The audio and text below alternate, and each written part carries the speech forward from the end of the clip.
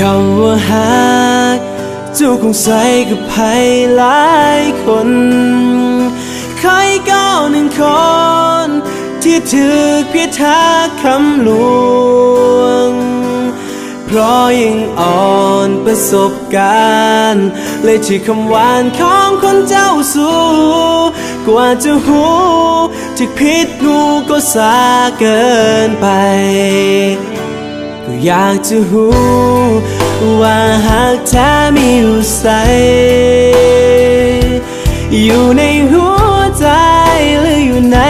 คำปลายลิ้นเจ้าคงกินแต่น้ำตาลความหวานเปรียบปานน้ำผึ้งจนไปถึงจบหลักสูตรเรียนวิสามัญถ้าบ่มีหัวใจก็อย่าให้ความหวังจะหักหรือสั่งแต่ก็ยังมีคำว่าเจ็บกับการที่เจ้าเงียบหายไปแอปไลน์เฟซก็บ่มีแต่เสียงหัวใจดวงนี้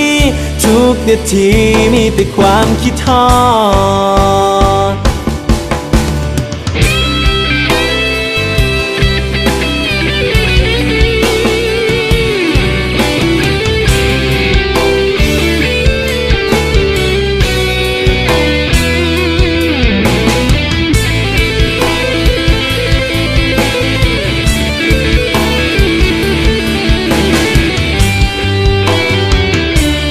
อยากจะรู้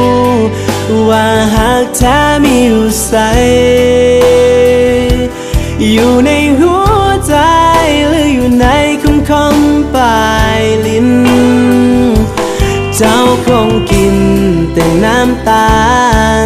ความหวานเปรียบปานน้ำผึ้งจนไปถึงจบหลักสูตรเรียนวิสามัญถ้าบ่มีหัวใจก็อย่าให้ความหวังจะหักหรือสั่งแต่ก็ยังมีคำว่าเจ็บกับการที่เจ้าเงียบหายไปแอปไลน์เฟซก็บ่มีเสียงหัวใจดวงนี้ทุกนาทีมีแต่ความคิดทอ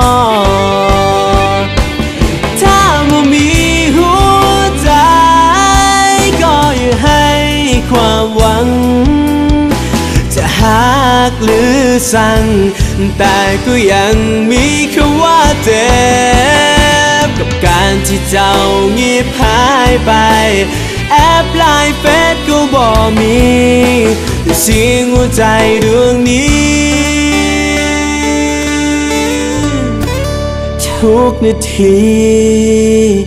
มีแต่ความคิดฮอด